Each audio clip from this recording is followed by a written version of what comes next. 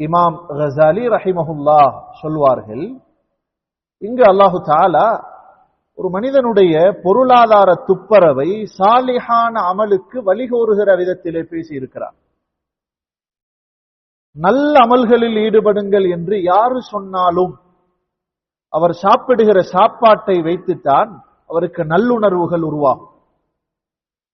மஸ்ஜிதுக்கு வாருங்கள் என்று எத்தனை பேர் போய் கூப்பிட்டாலும் அவர் உடுத்துகிற உடுப்பை பொறுத்துதான், அவர் சாப்பிடுகிற சாப்பாட்டின் வருமானத்தை பொறுத்துதான் அவருக்கு மஸ்ஜிதோடு ஒரு இன்பம், ஒரு தொடர்பு, ஒரு மஹப்பத் பிறக்கும்.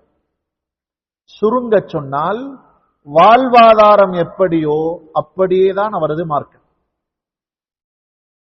கண்ணியமான சகோதரர்களே, ஆடைகள் அழகாக இருக்க வேண்டும் என ஆசைப்படுகிறோம்.